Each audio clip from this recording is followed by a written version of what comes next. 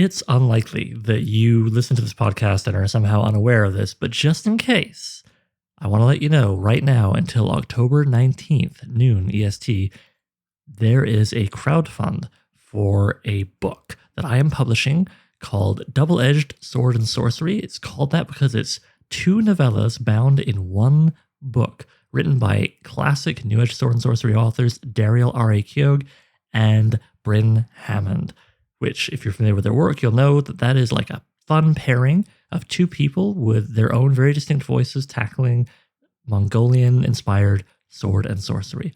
Great stuff. Please go to BackerKit. You can follow the link in the description here, or you can just go to BackerKit and search Double-Edged Sword and Sorcery. I promise we're the only one. Anyway, what follows is the audio from a live stream interview we did with Bryn Hammond. It's kind of a nested thing because Bryn, as I explained in the recording, has a little bit of anxiety about being recorded live. So you're going to be hearing a recording that nested within it is an even earlier recording that I just did privately with Bryn, but it's got me on either side of it introducing it and doing Q&A afterwards with a little bit of help from Valerie Valdez. So yep, I hope you enjoyed this, and I hope if you haven't already, you consider pledging for the book, which would be just huge if we get to make this sucker. It would really kick off a lot of exciting things for next year as well.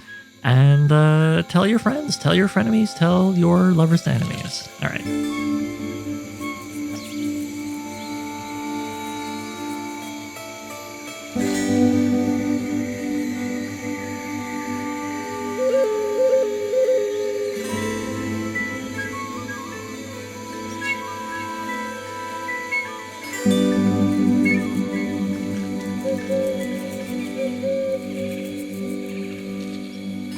So yeah, let me explain how tonight is a little bit different from the interview with Dariel. It's going to be covering similar questions because we want you to have a chance to get to know Bryn, get to know her character, her approach to certain things like Mongol history and how it's woven into her fiction. But one key difference is I'm going to have a sip of water.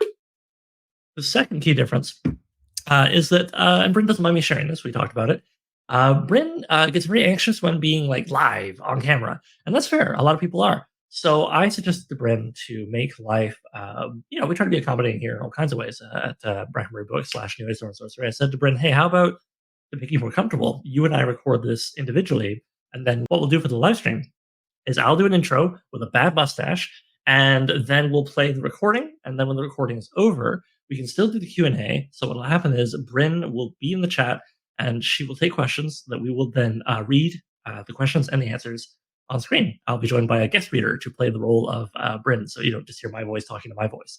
So that's what we're doing.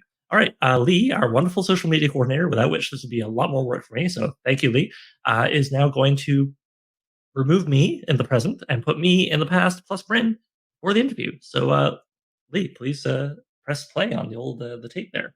It is a VHS tape deck. Yes.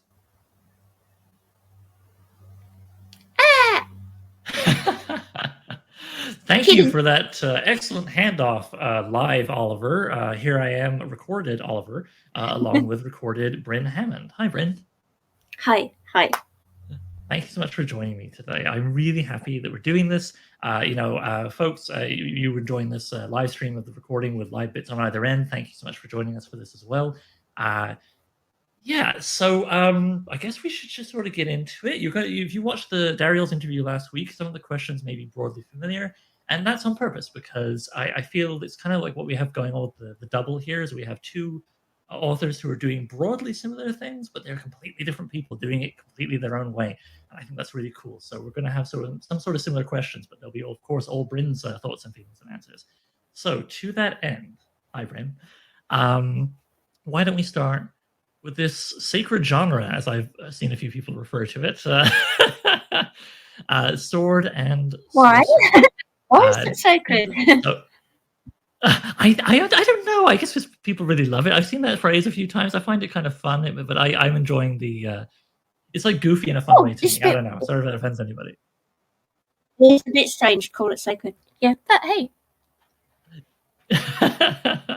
Yeah, I suppose that, especially because, well, anyway, we can go off on a tangent about that. But sacred or not, often it's more sacrilegious. But hey. Yeah, right? That's my feeling. We tend to move a little outside, but whatever. Yes. We can nitpick that all night long. What I'd like to know, for people who aren't familiar with you and your work, is okay. Well, what is sword and sorcery to you? If everybody has their own strong feelings about what it is or how they choose to express it, what Mhm. are yours? What's your take on it? Okay, so I think I've got 3 words that are important, and they are adventure and weird and energy. And if you give me those 3, I think, yeah, that's what matters to me. That's what I'm looking for. Makes sense. Now, of course, adventure, I'm sure we can figure out what that is, and weird with a capital W, I assume. Uh, Yeah. Yeah. what kind of energy do you mean? Is that like, are you referring to pacing or sort of So some kind of vibes what you're looking for? I both, and I don't talk in terms of a fast moving story necessarily, because I'm not known for total speed in my stories, and I don't care how fast or slow your story is, but it's energy is important, not just to your SNS characters, but to your story. As long as you've got that, that's kind of my substitute for the fast moving thing and the high action Oh, okay, thing. okay. So you want there to be maybe kind of an intensity or kind of a. It's like it's okay if it's slow or it's fast as long as there's something strong As happening. long as Maybe it's, I'm just trying yeah. to. I know these are the 3 words that I like. I like the word energy, and you can do it in a lot of different ways. But I think you need it for an SNS story. But it doesn't have to Fair enough. be And action from start to stop. no, of course not. You've got to have a rhythm, right? I mean, if it's just unrelenting action, the action sort of starts to meaning much, and you kind of get a bit wiped out. People forget that sometimes. I think they'll talk about old Conan stories and they'll forget the scenes where he's not chopping people's heads off or whatever. Totally. But Yeah. and actually, I say weird with a capital W because I mean, you and I have chatted about that quite recently, and both have strong feelings about it. But again, we want to keep this friendly to folk who aren't familiar with it. How would you define in your own stories and work weird with a capital W? What does that mean? Yeah. I guess it's the unknown. It's the freaky. It's it's nothing you've seen before. It's it's certainly not something systematic or classifiable. Mhm. Yeah. Yeah, no, one thing I really liked about reading your work when I first began, back when you and I were chatting around the times of NES Zero, New Sword Sorcery Issue Zero, the very beginning of all this that got us here. And isn't this fun to be here now Mm. after having started there? Folks, for those of you who Okay. don't know, Yep. our journey of publishing here began with New Sword Sorcery Issue Zero, and Bryn was one of the lovely authors, along with Dariel, who were willing to contribute a story to help that thing get off the ground. I'm really happy to have been able to then have it keep building and keep working with Bryn with a further story in the magazine, some nonfiction actually, a very thoughtful article which I won't spoil what it's about. It will be coming up in New Edition and Sorcery. I want to say issue 4, one of the new ones, and then of course we have Waste Flowers. So yeah, isn't this cool? I'd like to think we've become friends over the course of this, and that's just another really Yeah. lovely benefit of doing the whole thing. But I digress. Yes, my point. Sorry, yes, to the weird. Yeah, one of the things that really stood out in your writing to me and made me want to work with you was the sense that like Dariel, you are a student of history. Mongol history, in particular, is relevant to what we're talking about tonight, of course. And I do think, if I understand correctly, you do draw a bit from history and myth when figuring out the supernatural and weird elements of your tales. But there's definitely just like Yeah. some of like Yeah. you in there as well. It's Mm. not just like copy pasting anybody's Yes. culture or anything like that. I must There's admit, a one of my lot of favorite me. things was Yeah. when we were when we were working together while I was editing your story for New Edition and Sorcery issue number 1. And I sort of looked at some of the weird elements and said, well, what if you just crank them up? Go further, play harder, kind of thing. And you were very receptive to that and ran with it and did a wonderful job. So you're not afraid of pushing that.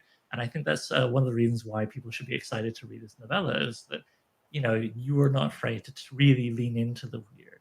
And I wonder, do you think there's maybe a slight connection with that? And the fact that I know you love this, so let's share this with everybody. You love about Sword and Sorcery how there are outsider protagonists. By and large, they're people who live on the margins, who don't quite fit in one shape or form. Yeah. And have probably been themselves called weird at some point. Would you mind telling everybody watching a little bit about your feelings about outsider protagonists?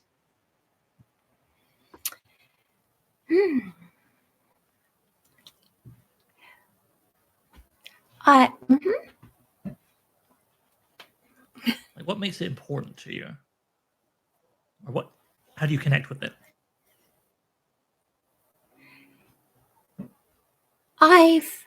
So the fiction that has always meant most to me has been about outsiders in different ways. Yeah.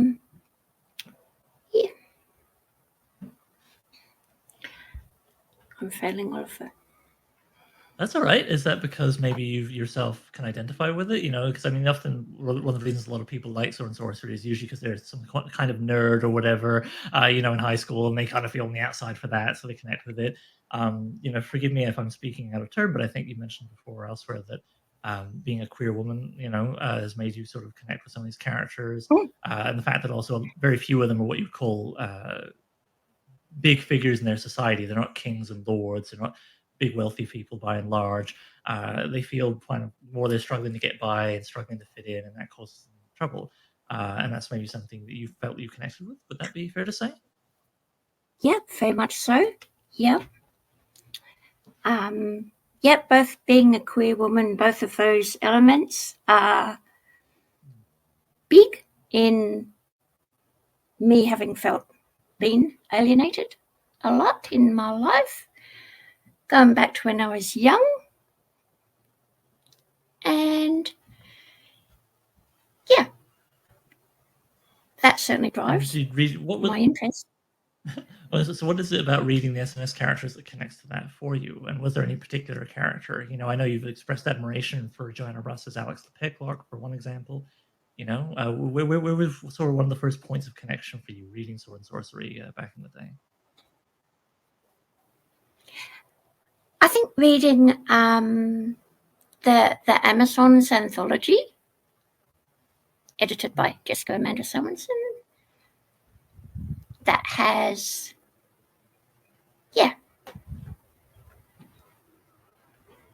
a range of. Sorry, I shouldn't have spoken. I'm excited to talk with you, and I'm speaking a little too much. You carry on. You're just saying that has a range of.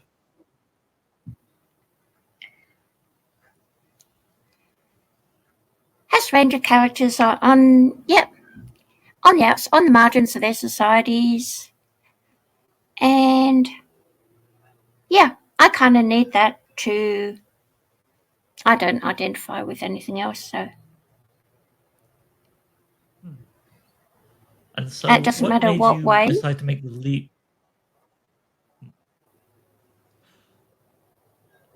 Sorry. And so, what made you make the leap to writing SNS and these characters?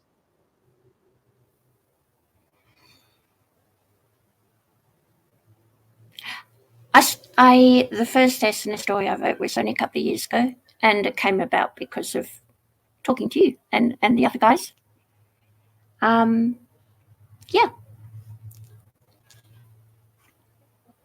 Okay, and was that the story for New Edge Sword and Sorcery issue 0? Am I getting mixed up, or was something earlier? No, the first Goatskin story I wrote was in June 22. It before that one. It got published at last in A Book of Blades 2. Right, yeah. And that story, it's only a short one, but that was trying to be about the psychology of being an SNS hero. Okay, so what kind of psychology are they going to have? And so Goatskin in that, she's put to a choice: take the safe road, or continue to get herself into trouble. She's been hanging around the streets of the city fat and bad. She's been called a delinquent because once you get labelled a delinquent, you're going down a certain path.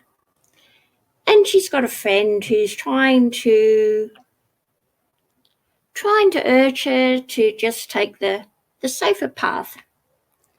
It's an easy thing that she has to do to get herself out of trouble, but there's no way she's going to do it. And she just makes a choice to continue to aggravate the city god of fat and bad. And that's basically this little short story. But it's... I was trying to look at the psychology that is likely to turn you into an SNS protag. I love it, and it's fun because I guess it serves as kind of an origin story, but it doesn't read like one in the sense of like I feel you made me feel like I was being just dropped into a moment in Goatskin's life, not that we were watching the first of a Marvel movie series or something where we have to watch her get bitten by a radioactive goat and so on and so forth. I didn't know I was going to write a series at that stage anyway. Oh, okay. And do you so how did Goatskin come about then? Like you decided like, okay, I want to try this genre, but you know, it could have been Goatskin, it could have been anybody. Why was it her? How did she walk into your mind and onto the page? Well, that came out of the dregs of my research for my historical fiction. So I had the whole setting there, and I thought, oh yeah, I'll just pop over there within this setting that I've got already researched in my head. And I made her a goat herd because, hey, he's kind of lower on the scale than a horse herd nomad. And she's wandering about. She hasn't got a purpose. She hasn't got any commitments. She just likes to wander. She likes adventure. She likes the weird. She heads towards those things whenever she, sniffs them out. And that was about it. That's what I started with.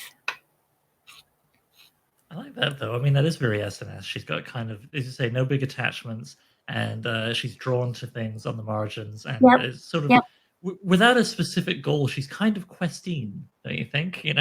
I always feel like Goatskin. She hasn't got like an arch enemy to fight or a treasure to retrieve specifically as like her overall life goal.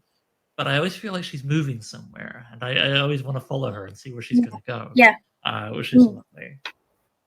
And there are some pretty fun elements in that world. I mean, she is kind of sorry, questing. we're both polite. Hey, increasingly, she's in Waste Flowers and in the next novella that I am outlining. She's kind of starting to find what she is. It's not a quest that's in high fantasy, but there are things that she's homing in on that she wants to know, and she's chasing after them a bit. Yeah, I think it's really cool. It's like she has it's not aimless wanderlust, but there is a kind of wanderlust to her, and she's kind of seeking also learn about herself in a way through her travels. And I love that it sounds like we're learning along with you in a sense. I talked to Dariel last week, and we got a little bit into the old plotting versus pantsing thing, and how he has kind of a hybrid approach. He makes a lot of notes, but he doesn't actually do like a super detailed outline. So to that end, I mean, it sounds like you're discovering Goatskin as you write her. what is your approach when you do things? I know you do some degree of outlining, but we've never actually discussed it in detail. So yeah, I would love to know what was it different for this novella versus say the short stories you've done Yeah. prior? Yeah. How has your system evolved? Okay, so I've never done an outline before, but for Waste Okay. Flowers, when I was writing a novella for Brackenbury Books, I felt the necessity of doing an outline. I had you to teach me how to do an outline, and previously, where I go wrong, I wander off. I set out, and whether the story ends up as a cohesive whole is all a bit accidental. So I didn't trust myself in this case with a deadline. No, I needed an outline, and I kind of got. I have been converted to outlines in this process. I really liked it, and yeah, so I'm writing another outline right now. But I don't think for a short story. Yeah, for a short story, I can't see myself outlining. Okay. And for my huge novels, I had amazing amounts of notes, disorganized, but because I was following a given story, I didn't need an outline there. I just, yeah, and I didn't plan ahead. I just followed the given story and saw where it led me. Let me say I'm really impressed. I obviously didn't catch that was your first outline, because when you sent that to me to look over before you began the manuscript, I wouldn't have guessed. I wouldn't have guessed. It was pretty damn tight. And as you recall, I basically just sort of made one or two little suggestions and said, "This is great, go forth." Like, I want to read the manuscript version of this, Oh wow! It did. The outline went through 2-3 drafts, but yeah.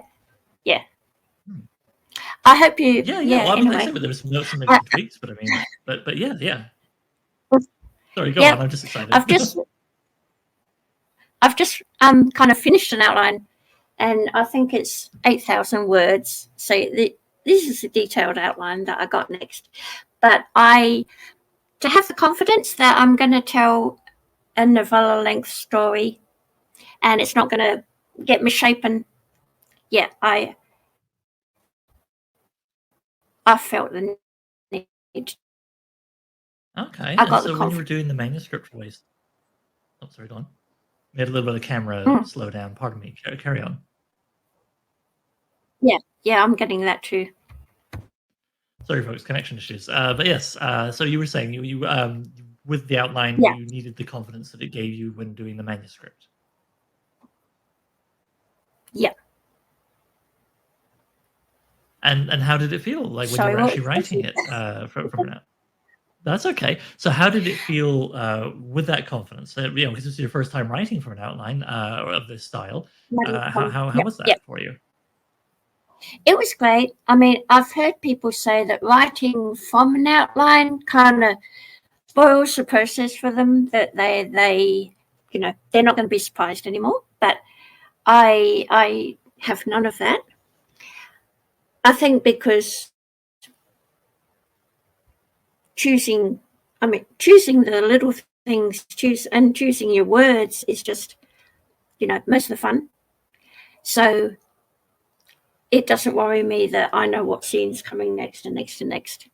That just gives me the confidence to concentrate on the fun bits, which is the granular writing. Yeah, the expression of the scenes. Without the anxiety. I feel the same way. Yep. The last thing that's going to happen is me getting bored of my story.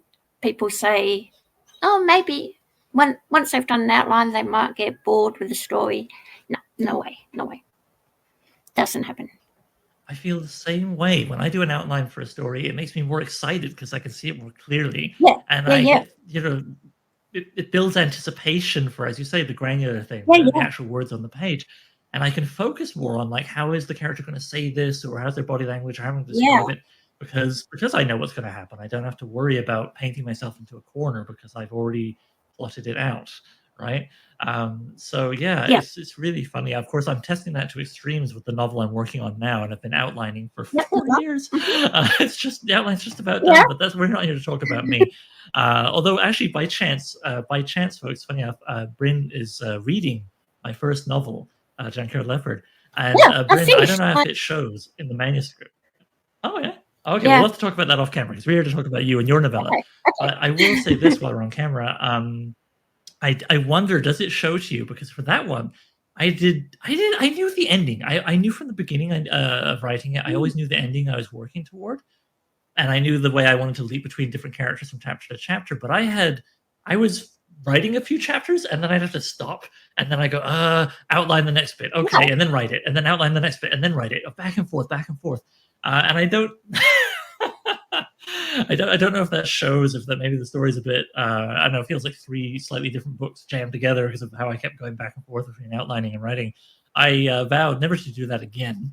It definitely works better for me to focus on yeah, just the yeah, outline, yeah. maybe a little bit of exploring prose, to get some feel for the character, but mainly just the outline until it's done, and then off I go. But it's funny, when I talk about my writing, my podcast, I say to people like, this is just me. This is what works for me. You do what works for you, because I've had people listen to me describe Yeah, my yeah, really detailed outlines, and they've told me, it's kind of intimidating. Do I have to do all that? No. yeah. No, Right? The whole no. point is to do what Like works so, for you. yeah, And I like that this outlining seems to work well for the novella, but you're not going to dogmatically apply that to your short stories or anything else that you do. yeah. It's all about finding what And works for if you. I was gonna, Um, yep, if I was gonna write a novel again, I'm a bit over novels at the moment, but uh, I would not. I would not do the outline. Yeah, so it's not a fixed thing. It suits these novellas mostly so that I can get them done on a deadline. But yeah, I'm amazed to hear that you haven't always been an outliner, and no. I like the slightly chaotic effect of not outlining, and I recognise that from your description just then in my novels, which were not outlined, and I think that chaotic effect can also add something. So you can go that route. Nothing wrong with it. There will be advantages in that route. So you just pick Well, the tools exactly, for the exactly. particular job in front of you. Yeah. Yeah, yeah. I think that's so much better, and it's so much more freeing. I can see how it might Yeah. give someone decision paralysis or whatever, but I mean, there's always ways things can not work. I think overall, I've described my writing method a few times to people as I think of it like Frankenstein's monster shambling along, always moving forward, but maybe I rip off an arm and put on a different arm, and I keep refining it and changing it as needed for whatever it has to do. um, so okay, so you take different methods, whether you're doing the shorts with goatskin or the novellas. Um, how do you find goatskin herself feels a bit different at different lengths? Sometimes people talk about that. They say, like I think it maybe to pick someone Mm, from the canon of Sword and Sorcery. Think about Karl Edward Wagner and mm, his character Cain, and people mm. will often tell you that like the three novels, Cain is a bit different. He's recognizable, but he's a bit different. In the novels, it tends to be these big kind of kingdom level messianians. In the short stories, Cain can be a lot of things, and he might be just really obsessed with one element, or he might even be kind of like just watching the story unfold. He's the protagonist technically, but he's kind of like watching somebody else's tale happen, and so on and so forth. You know, does Goatskin feel maybe like there's novella Goatskin and there's short story Goatskin, or are we not there yet? You know what? I kind of hope not. I kind of hope she's goatskin. I don't know, something about that triggers my character writing sense. I don't I want to I want to be writing a character, and she grows. My writing of her grows, not necessarily she grows. But yeah, I don't want to have a short story type character and have her feel a bit different for novellas. Okay. Fair enough. I'm too Do you much for a feel that she writer. writes a little differently? Do you feel she writes a little differently when her partner, Sister Chaos, pops up? Who she's not always there, and I, No, you'll act a I little mean, different when someone else is in the room. yeah, Sorry, I spoke over yeah. your head there. Go on. I do want to have her on her own a bit as well. I like Sister Chaos, you like Sister Chaos, yeah. But Goatskin, as originally conceived, she was wandering on her own, and that was kind of important to me. So they hang out, once I've said about 3 months in the year, they might manage to hang out together. But otherwise, she wanders on her own, and I know if you ask her, she'll want to be doing that, and she'll probably feel that she's a different person when she's on her own, since I always have. Yeah. Yeah, I mean, certainly I do. Yeah, I think that's part of the fun of their relationship, right? I know I personally really glommed onto it, but I think I would be disappointed if we only saw them together. It is kind of fun that Yeah. you've set it up so you kind of can play with either mode depending on what feels right for any given Yeah. story. Yeah. Whether Yeah. it's good to have a kind of the adventure couple, battle couple, whatever some people like to call it, or if we're going to have Goatskin off on our own. And yet, it's not just a writing thing. It's not just an outside the story world thing for you and the readers to ponder. In the story itself, I don't know if I'd go so far as to call it a source of tension, though, if you disagree, by all means say so. But it's sort of there's a push and a pull, I guess, so maybe a tension caused by this, right? Both of them realize that their nature means that they're unlikely to be in the same place all year round. And in some ways, they don't want that, but sometimes they do. And, sometimes one of them wants it and the other one doesn't. And they're kind of out of sync. Yeah. I think that makes it really dynamic and interesting. Yep. They don't know whether they're And how casual or how fixed their relationship is. Yeah. And was that a choice from the start, or how did you find your way to defining their relationship? Yeah, that's just the kind of relationship I want to write. Yeah, that's just the kind I identify Fair with. enough. Yeah, well, and I guess I mentioned it because we put Sister Chaos on the cover for good reason. She's in there with Goatskin for Waste Flowers, and it's not like a relationship book, but I mean, there's more than just the events happening. There's the characters, and if they're spending all this time together through the novella, things happen. Yeah. So I will say, folks, I'm not going to spoil it, of course. I want you to please pledge and get the book, but you'll get to explore that relationship a little bit in Waste Flower, and it was kind of fun, I guess, with the novella, perhaps to have that extra space. Now, you have written novels before; definitely. you're no stranger to longer works, but. You said you want to keep the character consistent. There's not like two versions of her, but nonetheless, you had only done short stories with Goatskin before writing Waste Flower. How did you find it? How did you find working in the novella format? It was great because I can explore the character and the relationship, and I can make things happen to them, to their relationship, that are challenging. And I can. They're very different people, and Goatskin is my SNS character for sure because of her attitudes. But Sister Chaos, not so much. She's got commitments to other people, to her community of bandits, and she, in Waste Flower,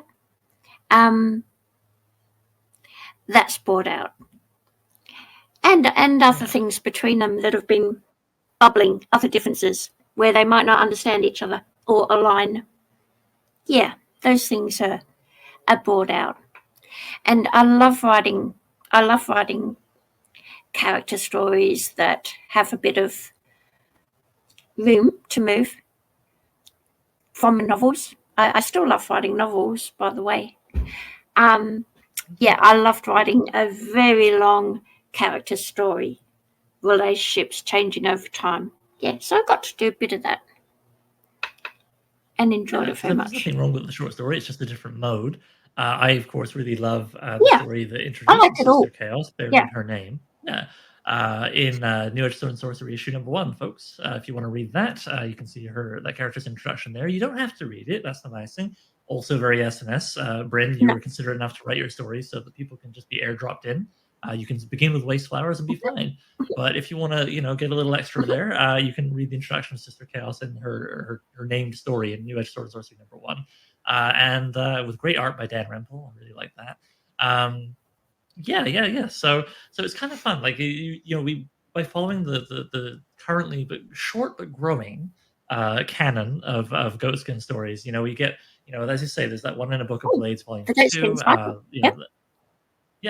Exactly. You're building the Goatskin cycle. And then we get just a little introduction of her and her attitude. There. Then we have your story in issue 0, which gives you a bit of an idea of what she's doing with herself. In issue 0, she's hired to lead a merchant caravan.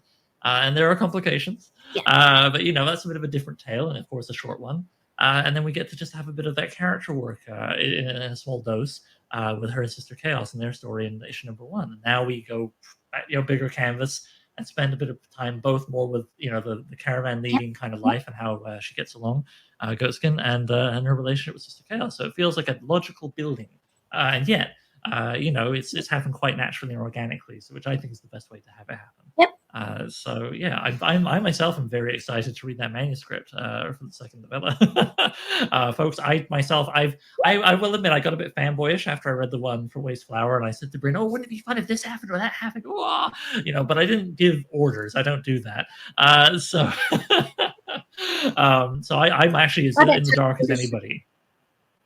Well, there you go. I might not go with them. Yeah, suggestions are fine. Can I mention orders not so much? I love suggestions. Yeah. There's also their story in Beating Hearts and Battle Axes. Like that's yes, of course, it's she. So that's thank you for reminding me. 12,000 words of and that because it's romancy. That's pretty focused, more focused than the others on their relationship. That's true. Although, folks, if you're curious, that story was written after. It's not. I think chronologically it takes place so much earlier, but in terms of the actual writing, that came after Waste Flower. So that's kind of neat too, actually. Now I think about it. Not to forget about the anthology, which is lovely stuff. Not quite out yet if you're watching this and wondering where you can get it, but we'll be very loud about it when it's out. Beating Hearts and Battle Axes. But in the meanwhile, my point when I was stumbling around is that I love the fact that I'm as in the dark as anybody about where Goatskin is going next. Volume 2, the novella that if all comes together, I hope we get to do that next year. But in the meanwhile, coming back to this, actually talking about suggestions and working back and forth, I've really enjoyed working with you as an author and myself, the editor, in that equation. But how do you feel about, say, giving critiques when you read other people's stories, or even when you have to be editing for yourself?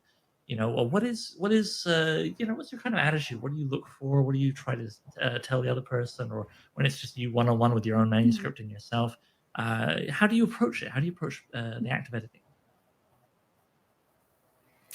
Okay, so I am a huge rewriter. I can rewrite my stuff 20 times. There are scenes in my novels that I rewrote 50 times, and I'm probably not exaggerating. I love to rewrite. It's when I'm doing it, I think it's my favourite part of the process. Yeah, I just enjoy getting it just right. I'm very big on reading it aloud. I will walk up and down my house. I will take it out on a walk by the sea. I will read it aloud with all the gestures. I will act it out.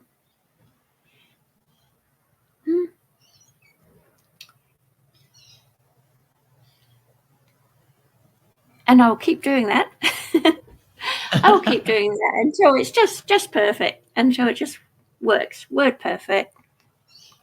And it's just a process I very much enjoy. I forget. Yeah, that's right. You get to do some of your writing on the beach on the regular. I'm quite envious living downtown in a big city.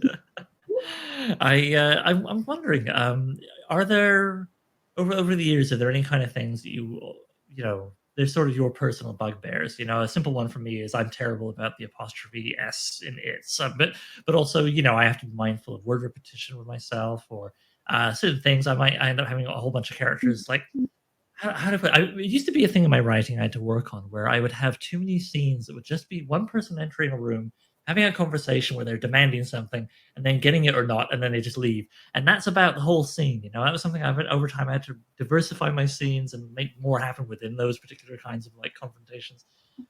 So yeah, it's just like it's one of those things I had to work on over time. I'm curious, when you're going into your stuff, especially on like a first draft, is there anything that recurs with you and Yeah. you had to work on ironing out over the years that you kind of Yeah. go, ah, doing that one again? That's a classic Bryn. You know? Oh yeah, I tend to be speech heavy. I love writing people speaking, people talking to each other, and I can go far too far on that. I need to, yeah. I'm happy to write a scene that is talk. I see nothing wrong with that. But yeah, but it's a love that I do need to rein in. And also, I'm theme heavy. I can be kind of theme first when I'm starting a story, and I can. What I need to do is to, you know, subsume that theme into the plot, into the story, and that has been the most difficult thing for me to learn over my years of writing. And I'm still in a first draft. It'll still be, here's a big gob of theme, and Yeah. Yeah. I'll still have Someone just turning to the camera. It's about capitalism being bad. Yeah. Yeah, no, fair. I sometimes find with my first drafts, I'll do that, but not with theme, but with character. You know, I'll have someone almost literally, you know, the dialogue will be Yep. really, really bad. It'll be someone just saying, "Well, I'm angry because you did that." You know, just like, okay, that's almost like a note for future Oliver to be like, "All right, do better," but that's Yep. the idea. You know. Yep. But yeah, I Translate mean, you've this gotten into really good actual. at the alchemy of it all, though. Yeah, yeah. It's almost like a note for Mm. yourself rather than the actual, yeah. And I Okay. gotta say, I mean, you could have fooled me about the theme thing. You obviously did some good ironing out before you sent me the manuscript for Oh, Waste Flower, because one glad to thing I hear that. really loved was how well it was all interwoven. And it's Mm. true, you do occasionally have maybe a dialogue heavy scene, but it worked for me because you have a good rhythm. You know, I like that, like really wild stuff will be happening to our characters. I'm trying not to spoil things, folks, but just trust me, big weird Yeah, yeah, capital W yeah. stuff will happen to them. And then, you know, you remember that thing that, like I said earlier, people sometimes forget about classic SMS tales, including the big man himself, Conan, where you know, Robert E. Howard would have a rhythm. He would pull back from the action to have that bit of that Mm. melancholy and mirth with Conan around the campfire. Maybe, you know, you do a good Yeah, campfire scene. There's a couple of those in this one, and people kind of talking quickly amongst each other and figuring things out before we move on to the next, you know, big to yeah, do. yeah, yeah. And I find in both you do a good job with theme, but what's so fun is seeing it expressed more through action, you know, in one scene, and then a bit more through dialogue Yep, in the next, and yep. it all kind of weaves together. And certainly, I know. I mean, we probably wouldn't work together if the final product was that bad. But I never got a feeling of, it's like I say, someone turning to the camera and going, "It's about loyalty." It's always woven in nicely, and I really like it. And yeah, I never feel lost. I never don't know what it's about either. So you get that nice, right middle of the road bullseye kind of that you want with theme. And I think that's when I try and describe your writing to other people, that's one of the first things I go to. I say that you are excellent at weaving big ideas into a story and making it feel like a story that's fun and moving, not an essay or whatever. And something else I think about too. It's interesting you said how. It's interesting too how you said about how you do like lots and lots and lots of polish edits. I think that shows as well. Yep. Because something else I would use when I describe your writing to other people is I say, Bryn can do big, beautiful, brocaded sentences. I think, not long-winded, but just like they're quite beautiful, and you can tell that there's been a lot of craft applied very carefully. I never feel like I'm reading something sloppy or just tossed out off the cuff. So, it's a pleasure for us to be able to give people 35,000 of them.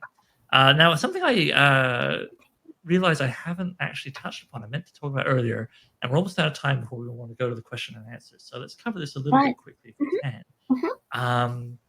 Gosh, I asked Dariel a bunch about this, and I want to ask you too. You're also, like I said, a student of history. You've got published, nonfiction books and essays and everything about obviously the Mongol period, Genghis Khan, and all that stuff. Or I should say Genghis Khan. Pardon me. When you're writing now, your story, Dariel's is set in a secondary fantasy world that is pretty heavily based on that period in our world. Your stories are set in our world, albeit with fantastic elements. So I guess I'm curious about two things. Could you tell us why you chose to set it in our world instead of a secondary world? And could you tell us about what your approach is, how rigorous you feel you want to be with bringing real elements of history into your fantastic? Okay, so I wanted to use the world that I'd been living in mentally for 9 years, writing my historicals. I am nowhere near finished with that world. The research still fascinates me. I've got so much more to write about. And I didn't see a cause to take the route that Dariel takes. I understand why Dariel does. Yeah. So if it wasn't necessary for me, don't do it. If it's not necessary, don't do a thing. And also, but because I did want to let people know that there's a lot of historical stuff in there, and I want them to pick up on that. So I'm gonna use the names. Yeah, and I'm curious when you're writing, when you get to a point where it could be accurate or it can do what you wanted in the scene, you know what I mean? Where it's like, well, if Goatskin's going to do X, then she has to be able to do something that people didn't have back then with maybe a bit of technology, or she has to do something that doesn't quite fit with the way the culture was then. But I really wanted to do that thing. How do you make the choice between, as I say, accuracy and like what the story needs when you have to make that choice? Do you know, I have not faced that choice. I have not. Yeah. I have not confronted that choice so far. Brilliant. All right. Well, there you go. But, but what's your gut feeling, though? Let's say you face that, decision. What's your gut feeling on how you might wrestle with that? My gut feeling is that I can avoid that issue. I hope that I can continue to avoid that issue.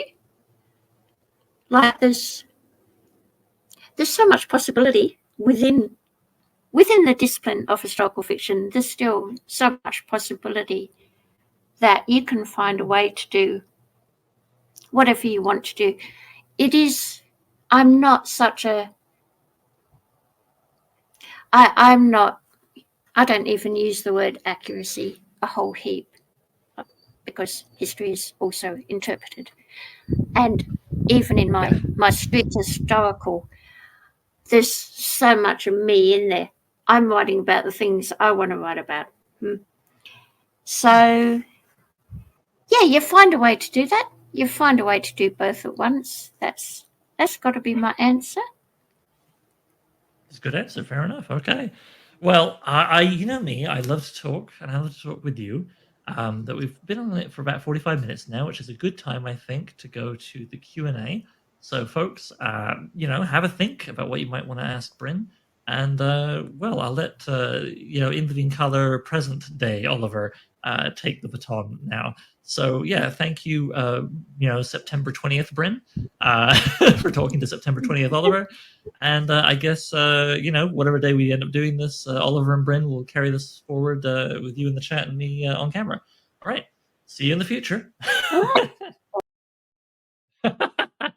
Well, here we are. Nice handoff past Oliver. So what has changed since you last saw President Oliver? Well, I'm now full of Raisinets, so that's cool for Glossets. But more importantly, we're set for doing Q&A. And we have a couple of questions in the chat. Please, by all means, folks, don't be shy, throw down more. And I'm also going to be joined tonight by the New Age Sword and Sorcery copy editor, Valerie Valdez, who I thought it might be kind of nice when we're doing the Q&A that someone other than me read one side of it. So it's not just, Oliver talking to Oliver. So, okay. Oh, hi, Val. There we go. Hello. Yeah, I'm playing the part of Bryn this evening. Yes. I'll be playing the part of everybody else. And thanks for joining us, Val, because I know you are heavily involved with the Flights of Foundry, if I'm saying that correctly, convention, which is all virtual, all weekend. And you're hosting a panel on Sunday. Bryn, why don't you type your answer to Alligator 3 was taken's question from 7. There we go. And then Valerie and I can make some chit chat while we do that. Sure. And then we will get into it proper. I guess I'll read it as it's on the screen. So first question for Bryn, but you'll probably want to answer this later. This was given earlier. What are the next writing projects after Waste Flowers you have planned? All right. So Bryn, please type up your answer in the chat. And when that's ready to go, we'll have Valerie read it. Meanwhile, yes, Flights of Foundry is the all-virtual SFF convention for people who like such things. And you're hosting a panel on Sunday at 5 p.m. Eastern Standard Time that may be of some interest to people watching this interview. Could you tell us a little bit about it? Yeah, absolutely. We are going to be, you and I, and Jay Wolf, who you also may know from Ness, as well as C. Thomas Follett, I believe.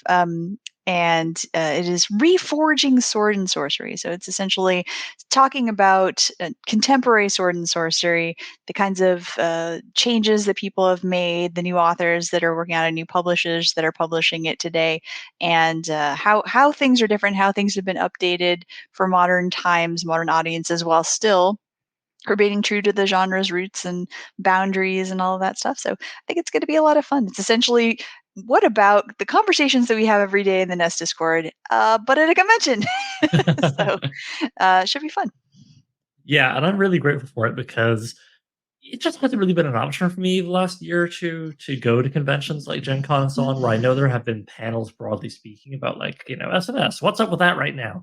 Or SNS, how do we, make this thing bigger and bring it forward? And I'm just sitting over here with New Age Sword and Sorcery, banging on the glass. It's I got a whole thing dedicated to that. So it'll be nice to do a virtual con and be able to actually attend and, have people hear what I have to say, which is the most important thing in the world. Meanwhile, Bryn says to the question. Yeah. Bryn says, I am deep into work on the next Goatskin novella under a working title of What Rough Beast. I like to focus, so that'll be me for the next few months. Awesome. All right. So yeah, I love that title. Bryn, I'll direct you to Mike Palumbo's question, which is a little further up there. I'll read it once. I'll read it now, apparently. Okay. So Mike Palumbo asks, weird with a capital W came up a few times during the interview. Are there any favorite capital W weird works that come to mind, or works that have influenced this aspect in your own writing? All right. Give Bryn a chance to answer that there. Val, what else are you doing for Flights of Foundry while I've got you? Oh gosh, so tonight actually, 10 p.m. Eastern, I'm going to be on a monster lovers panel. Of course, the term for that is usually a little bit different. It has a word in it that we don't necessarily use in polite company, but it is a panel about monster lover fiction, essentially, in various media, whether it be film, games, books, short stories, across that. So that one should be a lot of fun. I'm really looking forward to it. And on Sunday, Beyond the Sword and Sorcery panel, I am going to be moderating a panel about post-apocalyptic fiction. So that one should be fun. Also doing a Gargoyles fan chat. So if you want to show up and just talk about gargoyles, as in the TV show, yes, that TV show, you can do that. I'll be wearing my gargoyle shirt to that one. Nice. And what else? I've got a bunch of stuff that I'm doing, and I can't remember even my whole schedule. I have a chill and chat, but I think that might be full up already. I'm not sure. And what else am I doing? It's a good question. Anyway, I know we're waiting for Bryn, so it's like, hey, Valerie, you should know this stuff already. It's literally your own schedule, and yet It's here all we are. good. I mean, it's a whole con, there's a lot of stuff going on. It sounds like you're involved with a good chunk of it. Yeah, there are so many great panels that are happening right now. So it's something that it is a truly international convention. So there are panels going on round the clock. Basically, they've got moderators and volunteers and panelists from various countries throughout the world who are all working in their own time zones, which means that no matter where you are, there should be something that you can enjoy. I'm looking at my schedule now. Okay, so on Sunday, I'm also doing romance in games. I'm talking with a couple of other people about how to construct romantic relationships in games, but just also ones that we like. And let's see. And that's it. Yep, that's it for me. Okay. All right. Well, looks Now like we have Bryn's answer. So yeah. So Bryn's answer to the weird question from Mike. So, particularly influential on Waste Flowers was a couple of decadent works, which I feel is often an antecedent to weird, capital W weird. I reread Baudelaire's Flowers of Evil for the purpose. And this is part one of question mark responses. I'm really looking forward to the rest of this, actually, because Yeah. dropping Baudelaire into this, it's like, all right, where are we going from here? I'm excited. I always love seeing this kind of thing dropped in the chat about SNS because not because I feel that SNS needs some kind of respectability laundering by mentioning Foucault or whoever, but because I really do enjoy a high-low mix. I'm perfectly happy to talk about Baudelaire. I'm perfectly happy to talk about look how big that battle axe is. Isn't that cool? I like the axe that's big, and everything in between. I feel like why not have it all? Why not enjoy all of it? That's one of the reasons why I really like Bryn's new novella, because it definitely has that high-low mix. So yes, we have part two. Okay, Bryn says, as Mike knows, M. John Harrison's Viraconium is an influential work for me, and his strange cults still fascinate me and feel pretty weird. I want to get a bit of that atmosphere. I'm behind on. Well, we're always behind. There's so many books, right? We were literally discussing earlier today about the impossibility of reading everything released in a single year. So I think we should all give ourselves permission to not lament being behind. But nonetheless, I have that feeling of unfinished, pleasurable homework at not having read Viraconium. I hear nothing but good things about it, and often from Bryn. Yeah, when stuff like this comes up, it's like, let me move this to the top of my TBR because it has been mentioned and sounds like it's going to be cool. Yeah, every time it comes up, I'm intrigued. Every time it comes up, it's from someone who I like to listen to. So, all right. Does anybody else have any questions they want to chuck at us in the chat for Bryn to answer? And perhaps what I can throw to Bryn while maybe we wait and see if there are any more questions is this. Bryn, if you can do it without being pardon me, all spoilery. Oh, all right, hang on. There's more. One more There's more part to the to weird yeah, one question. more part to the yep. Okay.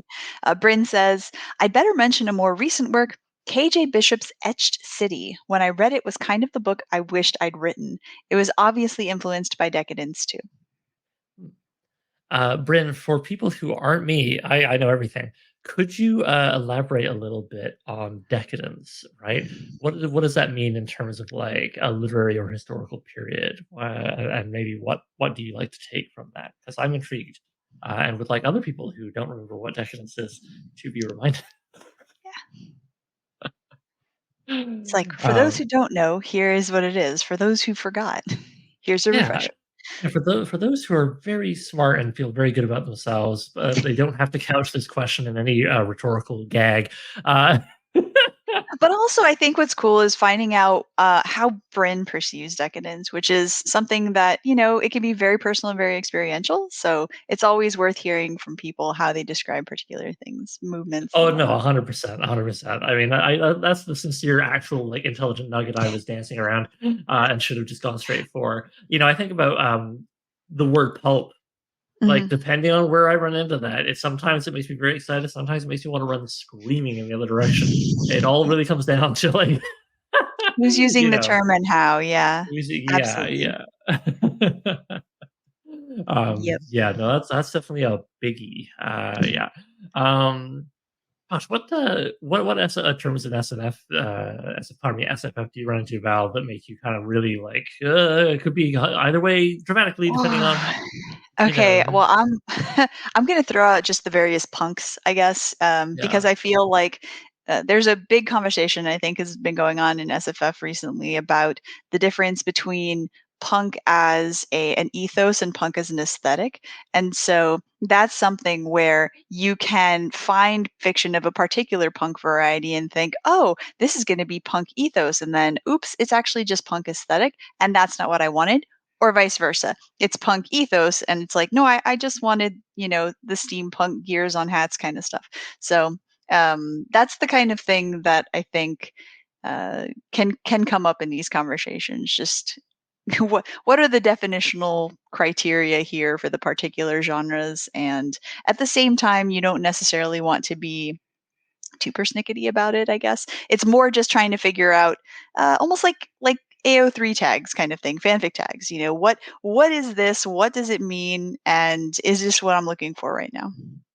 Yeah, and I also think, like, I think it's fine to be snobby about your own tastes, provided you're being sort of in your own head, like, "Meh," but if you're going around snobbing all over other people, well, then that's maybe, That's it. an Yeah. issue. It's one Uh, thing to self-define your own kind of boundaries, and it's another thing to try to be applying your boundaries to other people. just being like, "Well, these are the correct boundaries," he said, while fooling with the Yes. camera. Yeah, yeah, yeah. I must admit the punk thing definitely is one of mine where I'm just kind of like, well, do you mean punk or do you mean paint job? Because yeah, as you say, like a lot of times it's just like, this thing's office punk. Everybody works in an office. What? I just made that up to be an idiot, so I don't insult anything real. But yeah, yeah, yeah, yeah. Yeah, and I mean, new punks, they come and go, they evolve, they disappear, so that's another thing that sometimes can be interesting. Obviously, the most recent one you could say is solar punk. That's the one that gets a lot of play right now, and so yeah, that's one where I think the boundaries are still being somewhat formed, and at the same time, once those boundaries are formed, is that genre still even going to exist, or is it going to have faded, merged into something else? Who Yeah. knows? All right, so I think we probably have our last little bit for tonight, which is Bryn following up on me going, "What is a decadence?" Decadence. So it's a late kink of romanticism, end of the 19th century. It's like the romantic obsession's gone a little bit rotten. It's known for a fascination with evil, even a sympathy. Perverse is a key word. I like that, and reading this, it does make me, someone who's been lucky enough to read the manuscript of Waste Flowers, kind of go, "Oh, okay, I see, I see." So I won't spoil the connections, of course, folks, but yeah, I mean, we've actually had a couple of pledges while we've been running this live stream, which is always a pleasure, and it's brought us Woohoo. to 240 backers. Only 10 more to go to get the unlocked Orhan story for everybody to enjoy. And as we get a little further along, actually, there will be another unlockable thing from Bryn, which is a collection of sword and sorcery poetry rooted Oh. in this novella. So again, like you don't have to have, you don't have to get it to understand the novella, but if you get it in the novella, then lucky you've got some extra flavor on there. Oh, Yep. Bryn has added to the previous response about decadence. Flowers got into my title for Baudelaire and also Jean Genet's Our Lady of the Flowers. oh. Yeah, and I know a bit more about what flowers get up to in that story. So okay, all right, okay. I'm gonna have to do some digging, I think, at the library tomorrow when I go in, which is always a pleasure. I kid you not. So yeah, okay. So I think unless any more questions come in the time it takes me to say what I'm about to say, we'll call that a night. We are doing this on a Friday evening, which is definitely going to be a little quieter, but I think we've had a good audience show up here. I'm very happy at the questions and discussion we've had. But yeah, as I say, only 10 more backers, and then we will get poems from, pardon me, story from Warhand from Dariel, and then we get to 300 backers, which I'm really hoping we get to before the campaign is over. And we do that, we get some nice poems from Bryn to go with Waste Flowers. So yeah, again, thank you everybody so much for showing up. Thank you, Val, for hopping in here to do an assist as Bryn's vocals. Thank you, Bryn, for letting me interview you, despite feeling a bit anxious about that whole procedure, especially because I want to give 10 points or whatever to Bryn here. I was ready to just do audio, thinking, well, that's enough. I don't want to put her on camera. And Bryn was like, no, I want to do audio. I really like watching Dariel's interview. I want people to be able to see me. So I just love that, because that's like, the two authors working on the double, like lifting each other up. Like, I think that's heartwarming. I really like it. So yeah. Anyway, in that spirit of, as Howard Andrew Jones would say, swords together, we'll bid you adieu for tonight. Please, folks, keep telling people about the campaign and pledging for it if you haven't already. Pledge again. I don't know, go nuts. And increase your pledge. Add-ons are there for you. Add-ons are there, man. Yeah, go nuts. I mean, we got the battle axe pens with an actual photo of them now, which is nice. They're so pretty. They are. I still love mine here, which I'll show up on camera, but mine came out sort of reddish gold. They always come out in unique colorations, so yours will be different from every single one that's been made, which I think is a pretty cool little bit there. But yes, oh, hey, Kevin, I didn't know you were here. Okay, sorry, I just saw Kevin pop up in the chat for those listening to audio, saying, as I just said, swords together. So, next live stream is Thursday, October, whatever the heck it is, 3rd. Thursday, October 3rd, 7 p.m. EST. Double short story panel chat, which will feature me and at least 3, maybe 4 exciting characters that you have seen moving around the whole Nest family. So I look forward to that, and I look forward to hopefully by then we will not only have unlocked your hand story, my goodness, but wouldn't it be nice if we unlocked the poems as well? We'll see. All right, folks. Again, thank you, everybody, and good night.